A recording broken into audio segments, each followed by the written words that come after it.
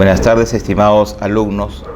Retomando la clase de Derecho Procesal Constitucional, vamos a continuar en esta oportunidad hablando de lo que es el amparo, ¿no? Hemos visto en la clase anterior lo que es la parte teórica, conceptual, dogmática, ¿no? La parte procesal. Ahora vamos a ver la tipología, es decir, los tipos de amparo, y a la vez vamos a analizar alguna jurisprudencia del Tribunal Constitucional en materia de amparo relacionada precisamente pues a los tipos de amparo, ¿no? Muy bien. Empecemos. Estos son, digamos, los tipos de amparo más comunes que son vistos a través de la jurisprudencia, ¿no? Por ejemplo, tenemos el amparo contra normas sustantivas, contra normas procesales, contra leyes y otras disposiciones, ¿no? También tenemos el amparo contra resoluciones judiciales. Como ustedes recordarán, vimos la vez pasada habeas corpus contra resoluciones judiciales.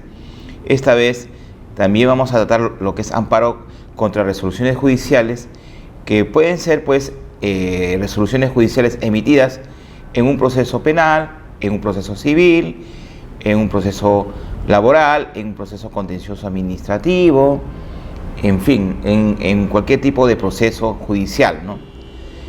Cuando al interior de un proceso judicial pues se vulneren derechos fundamentales de naturaleza sustantiva o de naturaleza procesal, ¿no? También existe el denominado amparo contra amparo, ¿no? Una figura muy poco conocida que sin embargo ha tenido algún desarrollo básicamente a través de la jurisprudencia del Tribunal Constitucional. También existe amparo contra particulares. Como dijimos, ¿se acuerdan? En el habeas corpus, cualquiera puede vulnerar derechos fundamentales o amenazarlos. En el amparo igual también, ¿no? Ya sea no solamente autoridad o funcionario puede vulnerar derechos fundamentales, sino también particulares, ciudadanos de a pie, personas naturales, personas jurídicas de derecho público o de derecho privado. También existe el denominado amparo arbitral, que a raíz de una jurisprudencia que la vamos a indicar más adelante, de una sentencia del caso María Julia, en ese caso se restringió el conocimiento del amparo para respecto al trámite arbitral o a laudos arbitrales, ¿no? Entonces, salvo en ciertas circunstancias o ciertas excepciones, por lo general el amparo no se inmiscuye dentro del trámite arbitral, ¿no? Y lo vamos a decir por qué más adelante, ¿no? También tenemos el amparo tributario contra decisiones básicamente de la SUNAT, ¿no? En materia de cobros de impuestos, y el amparo ambiental, que está muy de moda, que se encarga de la defensa y tutela de los derechos medioambientales, ¿no? Como el agua, el derecho al ambiente, a la salud, entre otros, ¿no? Entonces, todo eso lo vamos a ir desarrollando en la presente clase. Entonces, vayamos al primero de ellos, al amparo contra normas, ¿no? Solamente se admite el amparo contra normas cuando esta norma es autoaplicativa, es decir, una norma autoaplicativa que vulnere de manera directa y concreta algún derecho fundamental. ¿Y qué es la norma autoaplicativa? A diferencia de la heteroaplicativa, que vamos a explicar también. Es aquella norma que no necesita de otro acto para que su aplicación sea inmediata e incondicional. Ejemplo, pues, es una norma que entra en vigencia sin necesidad de un reglamento. Es decir, algunas normas, como ustedes saben, necesitan para su aplicación o efectividad de un reglamento, ¿no? Que señale sus alcances. Esto es referido a la norma heteroaplicativa, pero la norma autoaplicativa no necesita de un reglamento para que surta sus efectos, los surte de forma directa. Muy bien. Y es así que debemos hacer pues una distinción entre norma autoaplicativa y norma heteroaplicativa, que viene del derecho mexicano, ¿no? Proviene del derecho mexicano. ¿Y qué son las normas autoaplicativas? Son aquellas que cuando entran en vigor o en vigencia vinculan a su cumplimiento en virtud de que crean, modifican o extinguen relaciones jurídicas concretas de derecho. Y no necesitan de un reglamento, o sea, solo a través de su publicación, del día siguiente de su aplicación, la norma entra en vigencia de forma directa. Se aplica de forma directa, de forma concreta. A diferencia de las normas autoaplicativas, tenemos las normas heteroaplicativas. ¿Y qué son las normas heteroaplicativas? Son aquellas que requieren de un acto para actualizar el prejuicio en el derecho vulnerado, un reglamento. Así que, por ejemplo, esa norma por sí sola no podría vulnerar un derecho fundamental si no necesita de su complemento, que es el reglamento. Norma y reglamento pueden vulnerar directamente algún derecho fundamental. Muy bien.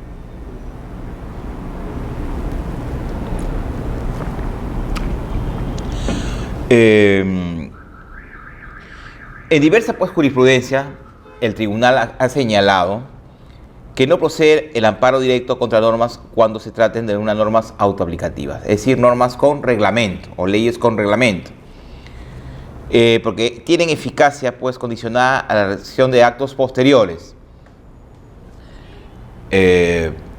Sí procede entonces el amparo contra normas autoaplicativas que, como repito, no necesitan de un reglamento, directamente afectan a partir de su vigencia un derecho fundamental. Entonces contra esta sí procede un amparo. Lógicamente no resultaría pues exigible el agotamiento de la vía previa en el caso de normas autoaplicativas, pues son susceptibles de afectar derechos fundamentales con su sola vigencia. Muy bien. Como siempre hemos venido haciéndolo durante estas clases, a lo largo de estas clases, debajo de cada diapositiva, en algunos casos hay sentencias del Tribunal Constitucional que les invito a revisar, ¿no? Por ejemplo, la que ubicamos en la sentencia número 2302-2003, proceso de amparo o denominado antes acción de amparo / Tribunal Constitucional, ¿no? Que pueden ustedes revisar para complementar o fortalecer estos conceptos. Muy bien. Por ejemplo, acá estamos hablando de un cuestionamiento a un decreto supremo, ¿no? Y este decreto supremo que ustedes pueden visualizar, el número 158-99-EF, no requiera de acto posterior alguno para su obligatoriedad, lo cual hace un dispositivo legal de manera de eficacia inmediata, imperativo frente a los sujetos pasivos del impuesto, por lo que no puede negarse su naturaleza autoaplicativa o de acto aplicativo. Es decir, que este decreto supremo que ustedes pueden ver, con su sola vigencia, puede afectar derechos de los contribuyentes, de los que pagan impuestos, ¿no? Y entonces, con su sola vigencia, que no sea necesario la existencia de un reglamento que complemente esta norma, ¿no? Por lo general, las normas autoaplicativas que son cuestionadas a través del amparo son aquellas referidas a temas tributarios, pago de impuestos, sanciones tributarias, en fin. Las normas tributarias, pues, señores, son del tipo autoaplicativas, ¿no? En la medida, pues, que el demandante sea sujeto pasivo del tributo, o sea, el contribuyente, ¿no? Y se configure en su caso el hecho imponible de la norma, ¿no? ¿Sí? La misma que ya le es exigible, es decir, ya se encuentra obligado al pago sin esperar que la administración, o sea, la SUNAT, desemboque su actuación administrativa para ejercer la cobranza de la deuda. Es decir, con la sola norma, con la sola existencia de la norma, el obligado tributario ya podría estar siendo afectado en su derecho fundamental, ¿no? ¿no? Ya sea un derecho fundamental de naturaleza pues patrimonial o como empresario, en fin, ¿no? O el derecho a la no confiscatoriedad, muy bien. Ahora, el amparo, como ustedes saben, no declara la inconstitucionalidad de la norma cuando, en el caso concreto, es decir, si se cuestiona una norma autoaplicativa a través del amparo y esta sentencia y se emita a través de este proceso una sentencia que declare fundada el amparo, no se dispondrá no se declarará la inconstitucionalidad de esa norma, sino que el juez constitucional en el caso concreto buscará la inaplicabilidad de esta norma, ¿no? Solamente para el caso concreto inaplicaría esa norma. Porque como ustedes van a ver más adelante, si yo quiero expulsar una norma inconstitucional del ordenamiento jurídico, tengo que recurrir, cuando se trata de una norma, una ley o una norma con rango de ley, al proceso de inconstitucionalidad que se tramita ante el Tribunal Constitucional de forma exclusiva. Y si quiero expulsar una norma infralegal, es decir, debajo de la norma infraconstitucional, tengo que acudir al proceso de acción popular ante el Poder Judicial exclusivamente sin que conozca el Tribunal Constitucional. Esto lo vamos a ver más adelante, ¿no?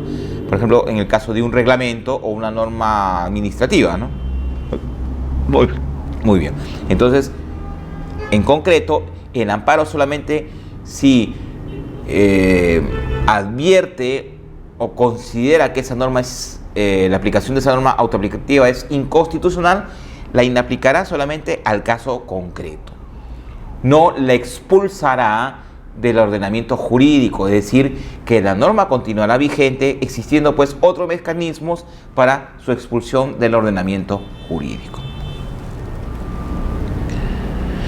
Respecto a las normas autoaplicativas en mención, no podemos hablar de una amenaza.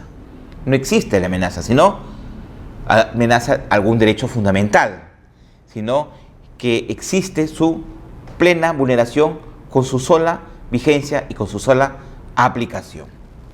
Muy bien. Entonces he visto el primer tipo de amparo, que es el amparo contra normas. ¿Y contra qué tipo de normas? Contra normas autoaplicativas que no necesitan reglamento para su plena vigencia. Muy bien. Pasamos ahora al segundo tipo de amparo. ¿Cuál es este? El amparo contra resoluciones judiciales. Es decir, que a través del amparo podemos cuestionar resoluciones y actuaciones judiciales dadas o emitidas en un proceso ordinario. ¿Sí? Es decir, que yo acudo al amparo para cuestionar la validez de un proceso judicial o de alguna actuación o de alguna resolución. En procesos judiciales de naturaleza diversa, ¿no? Puede ser civil, penal, laboral, previsional, contencioso administrativo, etc. Cualquier tipo de proceso. Si somos víctimas de alguna vulneración de algún derecho fundamental de naturaleza sustantiva o de naturaleza procesal en uno de estos procesos, es decir, por ejemplo, no se me permitió el derecho de defensa o no se me permitió el derecho a probar, derecho a la prueba, o se emitió una resolución indebidamente motivada, puedo acudir al amparo para cuestionar ese proceso ordinario. Pero no olvidemos que primero la resolución emitida en el proceso ordinario debe ser cuestionada primero en el proceso ordinario. Es decir, debemos apelar esa resolución emitida en el proceso ordinario y en virtud de ello obtener una sentencia o resolución de vista superior que confirme esa resolución que consideremos nosotros arbitraria, que consideremos que lesionan nuestros derechos fundamentales, ¿no? Entonces, puedo cuestionar a través del amparo tanto la resolución superior como la de primera instancia, es decir, la superior que confirma la de primera instancia. Puedo cuestionar ambas resoluciones o puedo cuestionar directamente la resolución superior que a mi consideración vulneró mi derecho fundamental determinado o mis derechos fundamentales determinados, ¿no? Entonces, porque si yo directamente a través del amparo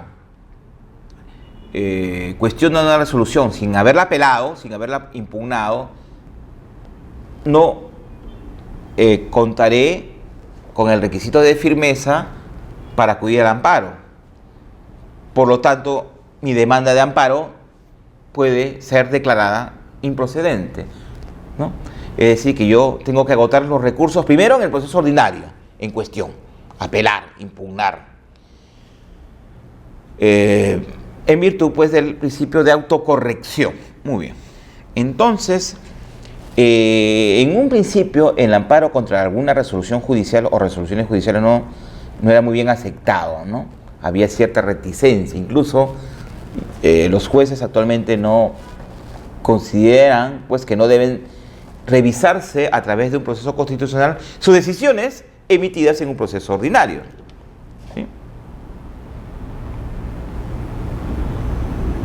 Muy bien. Para explicar este tipo de amparos debemos señalar que existen una tesis a favor y una tesis en contra. Muy bien.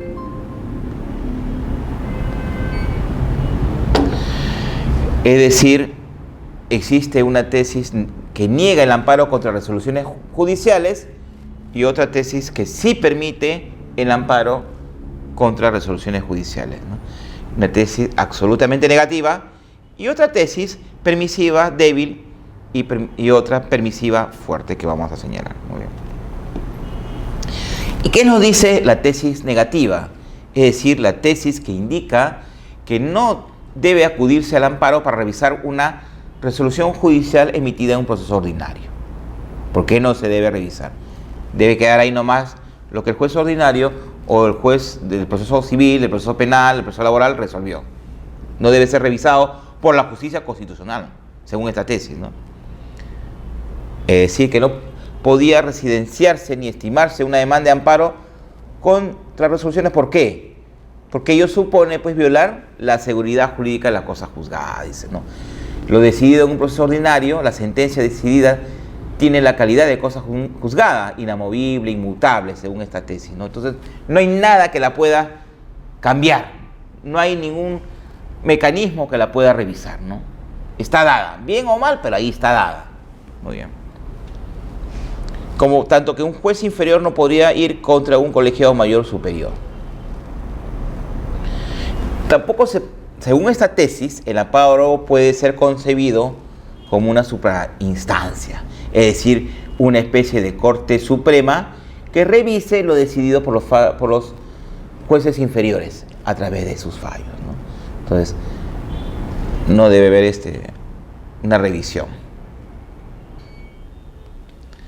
Después, ¿qué nos dice esta tesis? Que el subsanamiento de las posibles violaciones constitucionales, o sea, ya va aceptando que podría haber vulneraciones al interior de un proceso ordinario, debe buscarse ante el propio juez del proceso. Es decir, que de existir vulneraciones a derechos fundamentales en el proceso ordinario, las debe resolver o deben resolverse en el propio proceso ordinario mediante sus propios jueces, ¿no?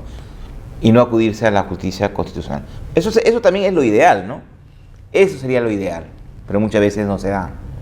El superior nunca revisa o nunca corrige alguna vulneración que se produzca, ¿no? Una crítica sana, ¿no? Muy bien.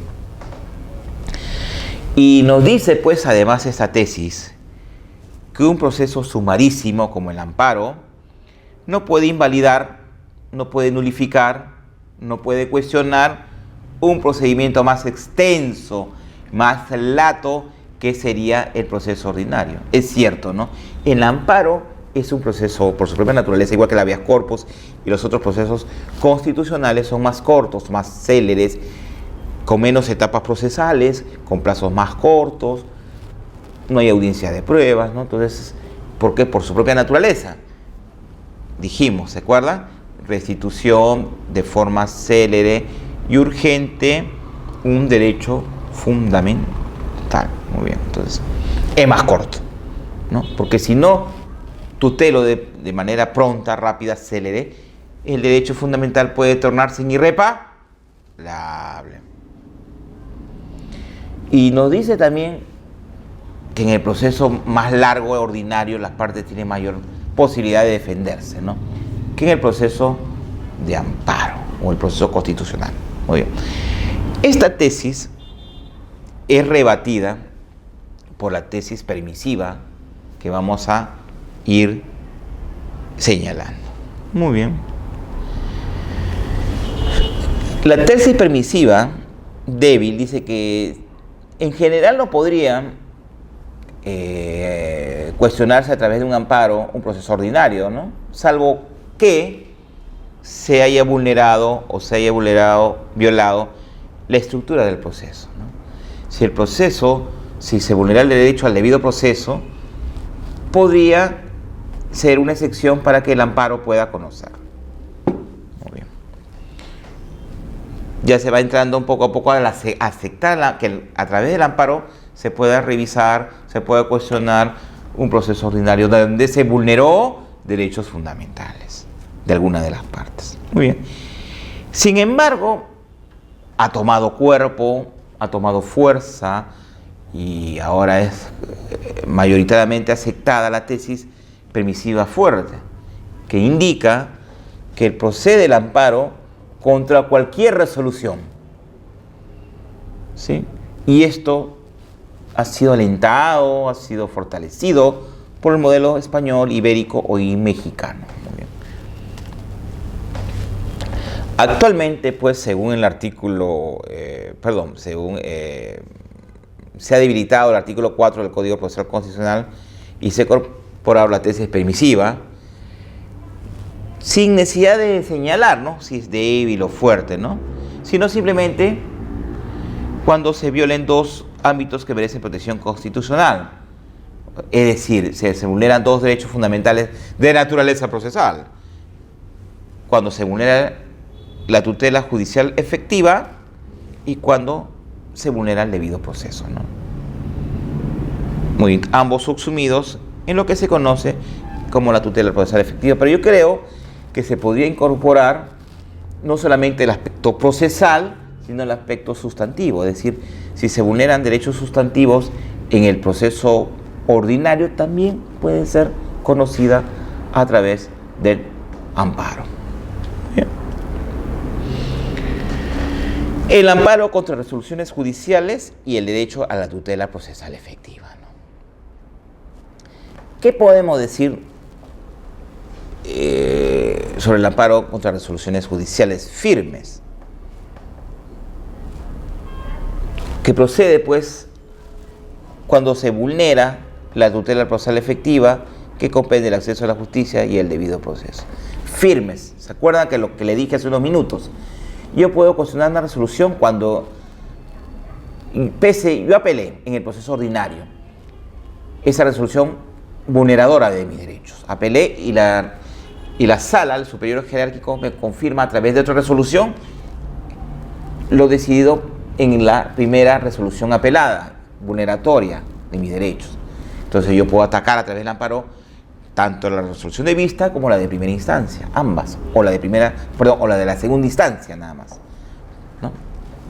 Agoté, tuve el requisito de firmeza, agoté, porque apelé, porque si no había apelado y me voy de frente a la justicia constitucional contra la resolución de primera instancia, caput, ya fuiste.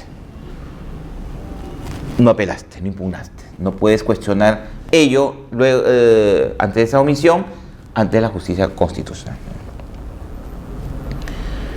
Muy bien. Se concebía, pues, que el amparo contra resoluciones judiciales protegía derechos fundamentales de naturaleza procesal o de orden procesal. Eso va cambiando, ¿no? Hay aspectos sustantivos que pueden ser también cuestionados a través del amparo. Aspectos sustantivos del proceso ordinario, precisemos. Y dijimos pues que puede proceder el amparo contra la resolución emitida al interior de un proceso civil. Claro, proceso de desalojo, un proceso de divorcio, proceso de obligación de dar suma de dinero, alimentos, retractos. No, nada obsta, ¿no? Cualquier tipo de proceso. Se puede vulnerar algún derecho. Por ejemplo, ¿qué derechos, no? Dijimos a la prueba, a la doble instancia, ¿sí? A la debida motivación de resoluciones judiciales, a la defensa, entre otros derechos. Pero también se puede cuestionar un proceso penal ordinario a través de un amparo, al igual que el habeas corpus, ¿no? Nada obsta. El amparo, a diferencia del habeas corpus, da un ámbito mayor, de protección. Es decir, puedo proteger más derechos fundamentales de naturaleza procesal en el amparo que en el habeas corpus. Después tenemos el amparo contra una resolución emitida al interior de un proceso que tramitó una pretensión previsional, ¿no? Pensiones, alguna pensión, ¿sí? O el amparo contra la resolución emitida al interior de un proceso laboral, ¿no? También, ¿no? Pero existe también el amparo previsional, ¿no? Y el amparo laboral también. Lo vamos a más adelante señalar, ¿no? Es decir, en el amparo previsional, pues, hay temas que pueden ser, por ejemplo, la pensión, el régimen pensionario de las 19.990, ¿no? Una pensión, yo puedo solicitar pensión de alimentos, pensión de jubilación, del régimen general de jubilación, disculpen, si es que cumplo 20 años de edad y 20 años de aportaciones y 65 años de edad. Se produce la contingencia. La ONP no me quiere otorgar una pensión. Agoto el trámite administrativo y me voy al amparo, ¿no? Para que obligar a la ONP me otorgue mi pensión de jubilación. También puedo acudir al amparo laboral en casos, pues, de reposición laboral, no de indemnización, sino de reposición laboral, por ejemplo. Aunque también existe una vía igualmente satisfactoria en la vía ordinaria bajo ciertos supuestos, dependiendo, ¿no? Muy bien. Y dentro del amparo contra resoluciones judiciales, pues, ¿qué derechos procesales de naturaleza procesal, valga la redundancia, protege, ¿no? A la tutela procesal efectiva y al debido proceso. ¿Qué más? Protege el derecho al juez natural o predeterminado por ley, igual que el habeas corpus, recuerdan. Protege el derecho a la prueba, el derecho a probar. ¿Se acuerdan el contenido del derecho a la prueba, igual que el habeas corpus? Derecho a ofrecer pruebas, que estas pruebas sean admitidas, que estas pruebas sean custodiadas o cuidadas por el órgano jurisdiccional, que estas pruebas puedan ser actuadas y puedan ser merituadas. Igual que en el proceso de habeas corpus. A la pluralidad de instancia o instancia plural o la doble instancia, es decir, derecho a apelar una sentencia, una resolución. Yo cumplo con los requisitos legales para apelar, plazo, le interpongo contra la instancia que corresponde apelar, fundamento mis agravios en mi recurso de apelación, por ejemplo. En el proceso civil pago mi tasa judicial y no me conceden el recurso de apelación, y la resolución quedaría firme. Entonces yo ya, aquí no necesito agotar firmeza, porque precisamente se me ha impedido apelar. Entonces acudo al amparo para cuestionar esa actuación judicial del juez que me impidió de forma arbitraria apelar. Cumplo con los requisitos legales para apelar, no me concede la apelación. Entonces, en ese sentido, puedo acudir al amparo para cuestionar esa denegatoria arbitraria de apelar. Muy bien. También puedo cuestionar el plazo razonable, derecho de defensa, no se me permitió defenderme o contar con un abogado defensor, y a la debida motivación de resoluciones judiciales, es decir, que una sentencia o una resolución judicial ordinaria sea debidamente motivada, justificada, razonada, etc. Muy bien. Acá vamos a hablar de alguna jurisprudencia. ¿Respecto a qué? amparo contra resoluciones judiciales en materia civil. Acá tenemos una sentencia, la 3864-2014, proceso de amparo PATC. ¿Cuál es el petitorio de esta demanda? El petitorio tiene por objeto se declare nula la resolución número 3 de fecha 28 de noviembre de 2012, expedida por la Cuarta Sala Civil que ustedes ven, en el marco de un incidente tramitado con motivo de un proceso civil seguido contra el recurrente por Santa Graciela S.A., Contratistas Generales, y se señala el número del expediente judicial. Porque considera que esta resolución emitida por la Sala vulnera derechos constitucionales a la tutela procesal efectiva en su modalidad del derecho a obtener una resolución fundada en derecho, a la motivación de las resoluciones judiciales o debida motivación, y el principio de interdicción de la arbitrariedad y prohibición de la arbitrariedad, comportando asimismo una amenaza sobre el derecho a propiedad de la recurrente. Miren, cuántos derechos fundamentales, no solamente procesales, y el sustantivo, que sería el derecho a la propiedad. Está inmerso dentro de este. Muy bien. Entonces se cuestiona esa resolución en el marco de un incidente, en el marco de un proceso civil.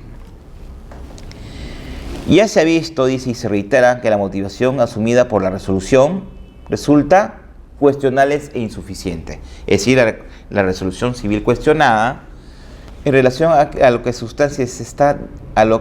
está decidiendo, es que el órgano jurisdiccional ha decidido establecer la procedencia de la capitalización de intereses legales, despreciando, soslayando la finalidad y el propósito de prohibición que establece una norma del Código Procesal Civil. Es decir, que la Sala capitaliza intereses en contravención de lo dispuesto por el artículo 1249 de Código Procesal Civil, ¿no? Es decir, el Código Procesal Civil prohíbe la capitalización de intereses legales, este artículo del Código, y no obstante la Sala lo realiza, ordena su capitalización. También se ha visto que la misma resolución ha omitido por completo considerar que en la incidencia de tal decisión puede generar ¿qué incidencia puede generar en los derechos fundamentales del recurrente, o sea, del demandante del amparo, al pretender que la deuda indemnizatoria a la que está obligado el recurrente demandado de 50.000 genera intereses por el orden de 6.910.267.96? Es decir, el recurrente en el amparo es deudor en un proceso civil contra una persona jurídica. Es cierto, debe 50.000 por indemnización, pero en virtud de la capitalización de intereses prohibida por la ley, por el Código Civil, se incrementa exponencialmente, creció exponencialmente a 6.910.267.96 soles. Si situaciones tan evidentes como las descritas no han sido merituadas en su real dimensión y por el contrario ni siquiera han sido encaradas desde la perspectiva de una adecuada motivación, su proceder no puede ser calificado sino como irrazonable y desproporcionado. Es decir, el incremento considerable de la deuda de soles a millones de soles en virtud de la prohibida capitalización de intereses resulta irrazonable y desproporcionado. Como ustedes pueden ver, pues, esa capitalización se ordenó en la resolución cuestionada. Una capitalización absurda, exagerada, desproporcionada, abusiva. En este contexto, y si como ya se ha señalado, la capitalización de intereses aplicada en la forma como lo propone la resolución cuestionada, produce notorios efectos en el patrimonio de la empresa recurrente, puesto que la regular aplicación de la capitalización de intereses a una deuda generada entre privados si la insistencia de convenios celebrados por las partes tras el vencimiento del periodo expresamente establecido por la ley ratifica una amenaza sobre el derecho a la propiedad invocado en la demanda, ¿no? Por lo que también esta pretensión es legítima. Es decir, que la empresa recurrente, la demandante, debía una suma de dinero a otra privada, y el crecimiento desmesurado, exagerado, desproporcional de esta deuda no solamente estaba prohibida por la norma del Código Civil, ¿no?, sino que esa desproporción afectaba, pues, el patrimonio de la empresa recurrente. Por tanto, fundada la demanda, nula la resolución que de forma abusiva, exagerada, desproporcional, incrementaba los intereses, y por tanto se le ordena al órgano jurisdiccional demandado que emita una nueva resolución. Muy bien. Tenemos el amparo previsional y hemos dado una jurisprudencia del amparo contra resoluciones judiciales. Muy bien. El objeto de la demanda es que se le otorgue a la recurrente una pensión conforme al régimen general establecido por el decreto ley 19990. Esto es del contenido de derecho fundamental a la pensión. Esto es un amparo previsional, ¿no? Quiere decir que la ONP, o sea, el recurrente, ha tramitado su pensión de jubilación ante la Oficina Nacional Previsional, y la ONP no quiso otorgarle la pensión de jubilación del régimen general de jubilación de las 19.990, pese a que el recurrente cumplía con los dos requisitos de la contingencia: 65 años de edad y 20 años de aportaciones. Entonces, ante la omisión abusiva de la ONP de otorgarle su pensión, pese a que acreditó con ello, con las boletas de pago, certificados de trabajo, cuando estuvo laborando, y su edad mediante la DNI, pese a cumplir estos dos requisitos, la ONP no le otorgó su pensión. Entonces, ¿qué le queda al recurrente? Acudir al proceso constitucional previsional para obtener su pensión. Entonces, ¿qué se dice en esta sentencia? El actor cumple con los requisitos para recibir una pensión de régimen general de jubilación, conforme a la 19.990. 65 años de edad, 20 años de aportaciones. Por lo cual corresponde declarar fundada la demanda, ¿no? Además, se ordena el pago de pensiones dejadas de percibir desde el momento que la persona ya adquirió el derecho a percibir una pensión de jubilación, es decir, al momento desde que produjo la contingencia. Años de aportación y edad. Muy bien. Fundada la demanda. Tenemos amparo laboral. Ahí citamos dos sentencias, pero vamos a señalar una de estas. Pongan mucha atención porque este tema es mucho más complejito, ¿no? ¿Qué persigue? ¿Quién es el demandante en este amparo laboral? Es un sindicato, ¿no?, y que tiene una serie de pretensiones, ¿eh? La primera de ellas: se prohíba a la demandada que obligue a los dirigentes sindicales, trabajadores afiliados al sindicato y trabajadores general a realizar trabajos forzosos sin su consentimiento y bajo pena de sanción. Sin su consentimiento y bajo pena de aplicar una sanción administrativa, ¿se entiende? Muy bien. Se deje sin efecto memorandos y cartas mediante las cuales se sanciona de forma arbitraria e inconstitucional a 5 dirigentes sindicales, 7 afiliados al sindicato, entre otros. Muy bien. Se ordene a todos los funcionarios que no vuelvan a incurrir en las acciones y omisiones ilegítimas que originaron el presente proceso constitucional. Otra pretensión: se disponga que los servidores emplazados y funcionarios en general de la demandada se abstengan en lo sucesivo de practicar actos homogéneos contra estos mismos trabajadores o contra otros trabajadores en el futuro. Muy bien. Se ordena a la entidad demandada que inicie contra los servidores demandados los respectivos procedimientos administrativos disciplinarios por la sanción inconstitucional que han inventado. Se disponga asimismo la sentencia, la emisión de los actuados al fiscal penal para que investigue conforme a sus atribuciones, ¿no? Y se abonen los costos y costos del proceso. Muy bien. El sindicato demandante sostiene que la SUNAT es la demandada, el sindicato demanda a la SUNAT. ¿Y qué sostiene el sindicato? Que la SUNAT viene programando horarios de trabajo en días feriados no laborables. Por ejemplo, como lo que hemos tenido, Semana Santa, ¿no?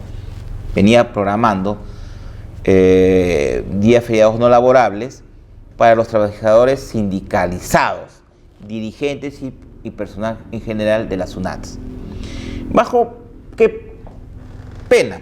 Bajo pena de aplicársele una sanción administrativa, laboral, en caso de cumplir con laborar precisamente en esos días feriados no laborables, ¿no?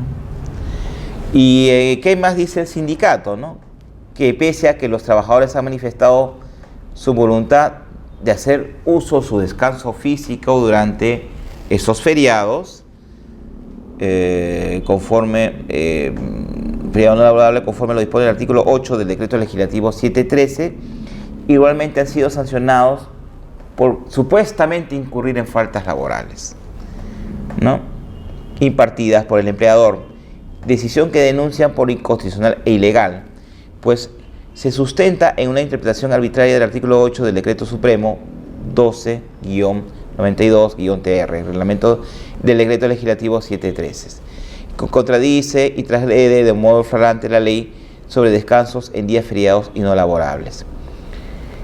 Por ello, manifiestan el sindicato que les selecciona derechos a la libertad sindical, a la libertad de trabajo, a la defensa, al debido proceso de sus afiliados, dirigentes y trabajadores de la SUNAT en general. Muy bien.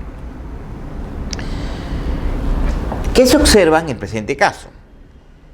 Que la materia controvertida gira en torno al ejercicio de la facultad de la Superintendencia Nacional Tributaria de regular horarios de trabajo en días feriados, actividad que se encontraría pues en conflicto con lo dispuesto por la norma constitucional, por el artículo 23 de la Constitución Política, que prohíbe limitar el ejercicio de los derechos constitucionales o desconocer o rebajar la dignidad del trabajador en el ámbito de las relaciones laborales y el principio de irrenunciabilidad de los derechos laborales reconocidos por la Constitución y por la ley, contenido en el inciso segundo del artículo 26 del texto constitucional. En el presente caso, señores, la norma en materia de cuestionamiento apunta a regular la facultad de la SUNAT de regular jornadas laborales a desarrollarse por fracciones en días feriados no laborables, es decir, jornadas de trabajo fraccionadas en días no laborables. Además, dicha norma habilita al empleador a exigir de forma compulsiva, obligar al trabajador a someterse a dicho horario sin pagarle sobretasa, pagarle el doble. Por ejemplo, un día feriado no laborable, el trabajador se le paga su jornal y una sobretasa que es el doble de su sueldo o el doble de su jornal por ese día laborable. Entonces, la SUNAT obligaba al trabajador a laborar en días no laborables o feriados sin siquiera, bajo apercibimiento, bajo amenaza de sancionarlo y sin siquiera reconocerle un pago doble por esa jornada laboral, que vulneraba directamente el derecho de los trabajadores. Muy bien. Que vulnera pues el derecho laboral, además vulnera la voluntad del trabajador de aceptar voluntariamente laborar el día feriado no laborable. El trabajador deberá decidir si quiere laborar en día feriado no laborable con el pago de sobretasa, doble jornal, o no, simplemente no desea laborar y quiere hacer uso de su descanso en ese día feriado no laborable, ¿no? Y este uso abusivo de la SUNAT vulnera pues el principio de irrenunciabilidad de los derechos laborables y la dignidad del trabajador reconocidos en el artículo 22 y 26 de la Constitución Política del Estado. Muy bien. Entonces, estos hechos demuestran una conducta reiterativa y sistemática que refleja un estado de cosas inconstitucionales en el tiempo, ¿no? Entonces, no solamente era en perjuicio de los fedatarios fiscalizadores sindicalizados, sino en general de cualquier trabajador de la SUNAT. Por eso que este fallo, ya sea sindicalizados y no sindicalizados, por este fallo se hace extensivo también a aquellos otros trabajadores que no han sido demandantes en el presente proceso constitucional, ¿no? El tribunal, a través de esta sentencia, declaró fundada la demanda al haberse acreditado la vulneración de los principios fundamentales aplicables a la relación laboral previstos pues, en los artículos 23 y 26, inciso 2 de la Constitución Política, como son pues la dignidad del trabajador y el principio de irrenunciabilidad de los derechos laborales. Y en ejercicio de la facultad del control difuso de inconstitucionalidad normativa, declarar inaplicable pues el artículo 8 del Decreto Supremo 02-92-TR conforme a los fundamentos expuestos en la sentencia. Inaplicable esa norma para el caso concreto y para los casos homólogos. Acá también estaríamos hablando de una norma, de un amparo también, no solamente laboral, sino un amparo contra una norma o con efectos contra una norma autoaplicativa. ¿No? Muy bien. Declara el estado de inconstitucional para otros casos futuros, estado de cosas inconstitucionales, dispone el pago de la sobretasa, anular aquellas sanciones basadas en la aplicación del artículo 8 del Decreto Supremo 02-92-TR y declarar nulos los memorandos de sanciones, ¿no?, contra los trabajadores. Muy bien. Amparo tributario tenemos, algo interesante. Estamos tratando de ver, estas sentencias no son muy antiguas, son más o menos recientes, pero son muy relevantes para los casos concretos. ¿Qué más tenemos? Sentencia expedida en el expediente 4082-2012-PA/TC. Análisis de la controversia. A efecto de resolverse la controversia, se analizará respectivamente la constitucionalidad de la aplicación a la actora de la regla de capitalización de intereses, o sea, a la demandante. Debe aplicarse o no intereses, y la no suspensión del cómputo de los mismos durante el trámite del procedimiento contencioso tributario recaído en autos. Muy bien. El procedimiento contencioso tributario de autos inició a través de un recurso de reclamación. ¿Quién interpuso este recurso de reclamación? La demandante de la vía del amparo. Entonces, interpone un recurso de reclamación contra la administración. Ahí se inicia el proceso contencioso administrativo tributario. Resuelto a través de la resolución de intendencia de la SUNAT de fecha 8 de febrero de 2007 y culminó con la notificación de la resolución del Tribunal Fiscal de fecha 22 de julio del 2011. Durante el trámite de ese proceso contencioso tributario, la administración tributaria continuó calculando intereses moratorios. O sea, sobre la deuda que tenía la administrada, la recurrente del amparo, sobre la deuda continuó calculando intereses moratorios durante el proceso contencioso tributario que esta deudora inició contra la SUNAT, ¿no? Muy bien. Cabe resaltar que desde el 14 de marzo de 2007, fecha de aprobación del decreto legislativo 981, ello ocurrió por mandato de la mencionada norma legal. La capitalización de intereses ocurrió por mandato de la norma legal. Ese tribunal, o sea, capitalización de intereses que no debía de haberse dado. El Tribunal Constitucional ha destacado que el debido procedimiento administrativo incluye el derecho a impugnar las decisiones de la administración, claro, a través de sus recursos, ¿no? Reclamación, apelación, entre otros. Bien mediante los mecanismos que provee el propio procedimiento administrativo o llegando el caso a través de la vía judicial. A través de la vía judicial mediante el proceso contencioso administrativo, ¿no? O sea, sale de la esfera de lo administrativo y se va a lo judicial, cuando causa estado. Muy bien. Debe inaplicarse al presente caso el artículo 6 del decreto legislativo 981. ¿En qué extremo? En el extremo que disponía el cómputo de intereses moratorios durante el trámite del proceso contencioso tributario, disponiendo que la SUNAT suspenda el cómputo de los mismos en el tiempo de exceso frente al plazo de ley incurrido por el Tribunal Fiscal a resolver el procedimiento contencioso. Es decir, ¿qué considera el tribunal?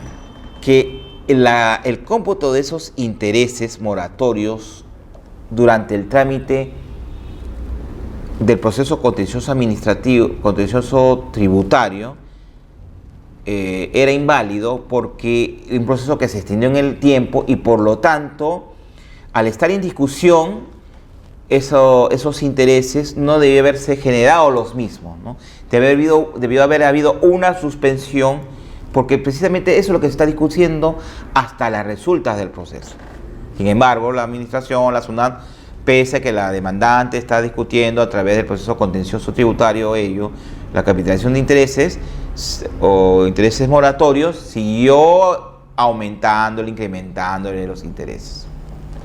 Asimismo, dado que la resolución de ejecución coactiva de la SUNAT requiere el pago de intereses moratorios capitalizados calculados durante el trámite del procedimiento contencioso tributario incubado por la autora, corresponde declarar su nulidad y ordenar a la SUNAT que realice un nuevo cálculo de los mismos de acuerdo a lo señalado en la presente sentencia. O sea, está bien que calcule intereses, porque toda deuda genera intereses, pero no que se genere intereses durante el proceso de discusión, el proceso contencioso administrativo ante la tributario, ante la SUNAT, porque es un proceso que duró mucho tiempo y debió haberse paralizado hasta que se dilucide esa controversia. Entonces, ¿cómo resolvió el tribunal?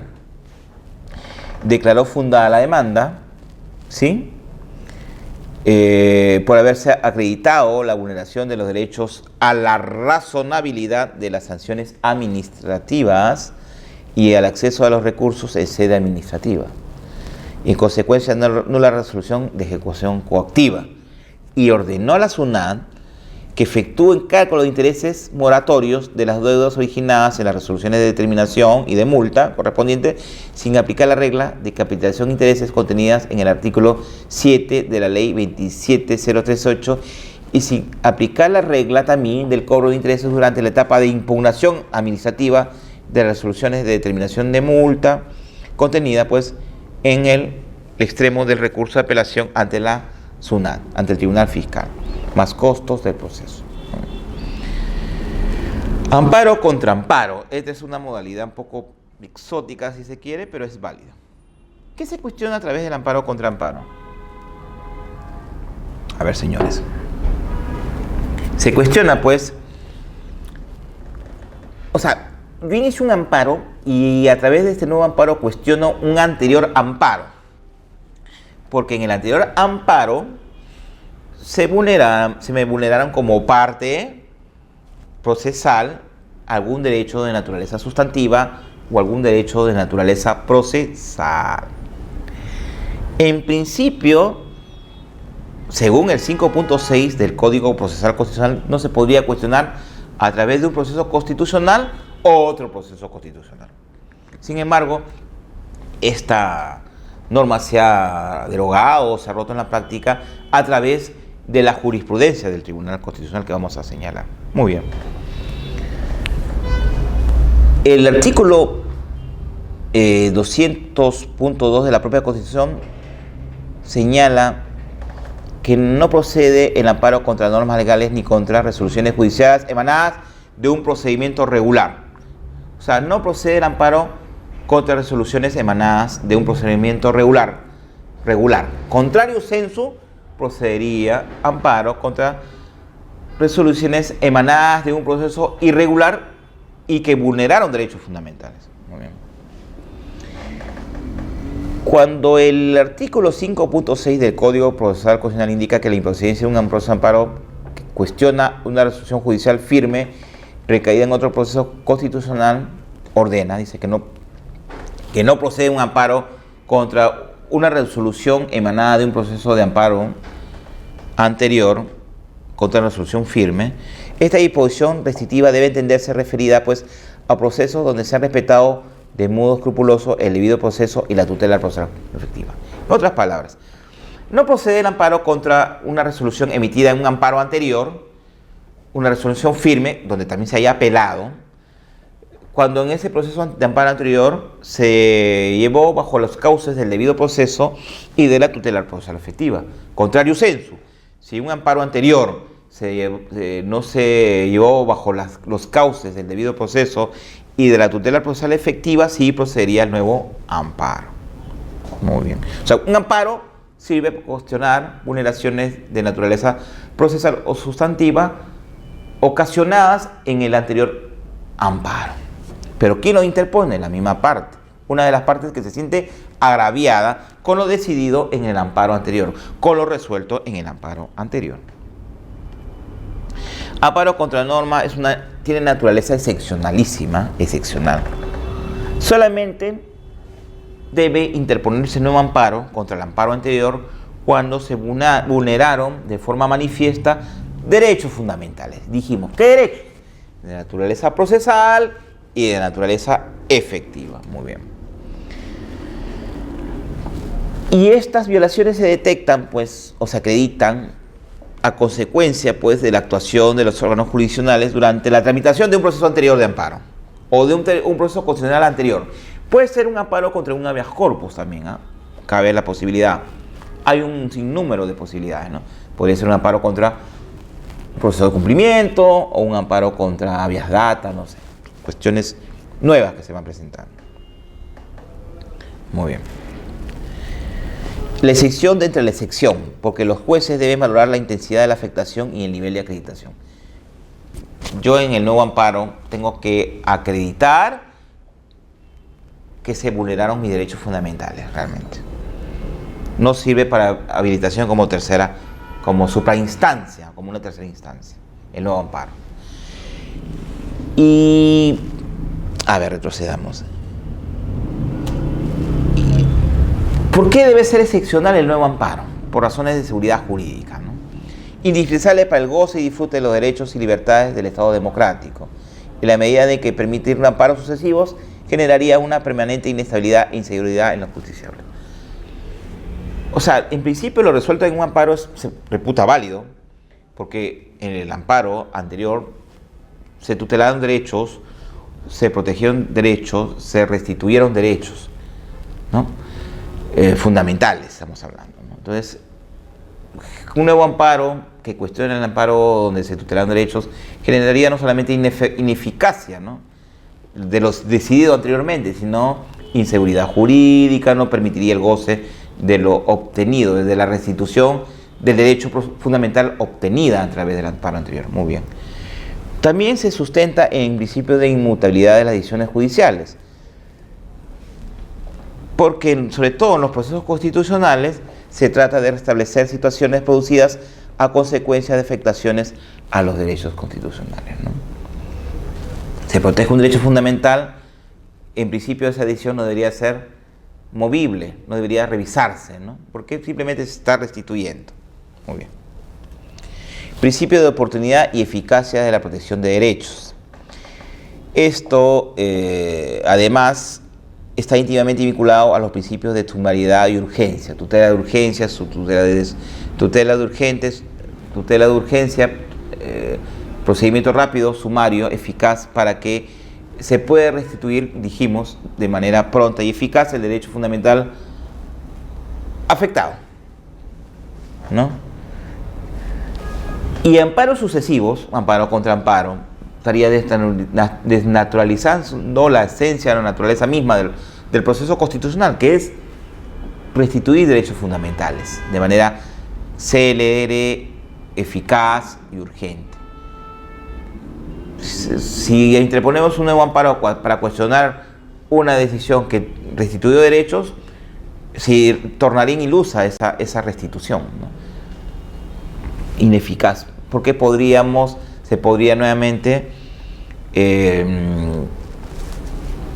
nuevamente amenazaría o aparecería el fantasma de la irreparabilidad de los derechos. Muy más tenemos? Y finalmente, lo resuelve un proceso de amparo contra amparo. Persiste una situación de lesión de derecho fundamental, puede recurrir a los órganos, a los tribunales, organismos internacionales constituidos según tratados y convenios del Perú, ¿no? O sea, en lugar de acudir a un nuevo amparo, podría acudirse ante la Corte Interamericana de Derechos Humanos, ¿no? Por ejemplo, denunciando que en el amparo se vulneraron derechos fundamentales.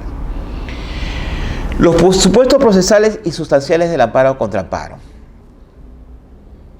En principio, se reputa de que las sentencias constitucionales definitivas, se puede cuestionarse sentencias constitucionales definitivas del amparo anterior siempre que no contengan un carácter favorable al demandante, ¿no? Es decir, se reputa de que no se podría cuestionar a través de un nuevo amparo un amparo anterior donde se restituyó un derecho fundamental. Porque esto contravendría el principio de inmutabilidad de la cosa juzgada constitucional, ¿no? Entonces, en principio debe desterrarse la idea de que no debe cuestionarse una sentencia que favoreció precisamente a un recurrente, a un demandante de un amparo, donde se le restituyó plenamente sus derechos, ¿no? En principio sería inviable, salvo que se detecte la afectación de derechos fundamentales. Y con esto es para optimizar la defensa del contenido constitucionalmente protegido de derechos fundamentales que pudieran verse afectados a consecuencia de actuación de órganos judiciales en un determinado proceso, ¿no? Muy bien. La estimación de una pretensión en un proceso constitucional nos puede llevar a suponer que su tramitación se haya... no se puede concebir, digamos, no está descartado que en la tramitación de un proceso anterior pueda vulnerarse derechos fundamentales, pese a que se haya restituido derechos. Es decir, que para mí cabría la posibilidad de cuestionar a través de un nuevo amparo un anterior amparo, pese a que ese amparo restituyó derechos, pero sería de una forma muy excepcional y cuando exista una clara y evidente afectación de un derecho fundamental del demandado, que se convierte en demandante en el nuevo amparo. El amparo contra amparo no debe habilitarse en función de que el fallo en el primer amparo sea estimatorio o desestimatorio, sino en función de si se puede acreditarse o no un agravio manifiesto en los derechos constitucionales a consecuencia de la actuación de los jueces constitucionales y que de ello desnaturalice su propia esencia del amparo, ¿no? O sea, se puede interponer un nuevo amparo contra un amparo anterior, no obstante, si en el amparo anterior se estimó o se desestimó una demanda, ¿no? Hay un giro en la jurisprudencia del Tribunal Constitucional. Muy bien. El amparo contra amparo resulta una opción válida a efectos de optimizar la defensa de los derechos fundamentales a través de los procesos constitucionales, ¿no? El amparo contra amparo es la única vía posible para controlar constitucionalmente las decisiones estimatorias de segundo grado que resulten lesivas a los derechos fundamentales. A través de un nuevo amparo puedo controlar o puedo verificar si la sentencia de segunda instancia del anterior amparo vulneró de forma manifiesta y evidente derechos fundamentales. El artículo 202.2 de la Constitución explora pues las posibilidades del propio recurso de agravio como mecanismo, además, efectivo para el control de las decisiones estimatorias de segundo grado que son dictadas en desacato directo a un precedente constitucional. Se puede interponer un RAT contra una decisión anterior. Bueno. Improcedencia de amparo contra decisiones del Tribunal Constitucional. Cuando hablamos de amparo contra amparo, estamos hablando que a través de un nuevo amparo es posible, es viable que se cuestione un amparo anterior, pero tramitado en el Poder Judicial. ¿Se acuerdan ustedes? Igual que la habeas corpus. Amparo de que tuvo sentencia de primera instancia y de segunda instancia en el proceso constitucional tramitado única y exclusivamente en el Poder Judicial. Porque si llega esto al TC mediante el recurso de agravio constitucional, y el TC resuelve, contra el resuelto por el TC ya no cabría amparo. Es decir, contra una sentencia del TC que declare fundada o infundada una demanda no procede amparo. ¿Y por qué, dirán ustedes, el Tribunal Constitucional es intocable, ¿no? Muy bien.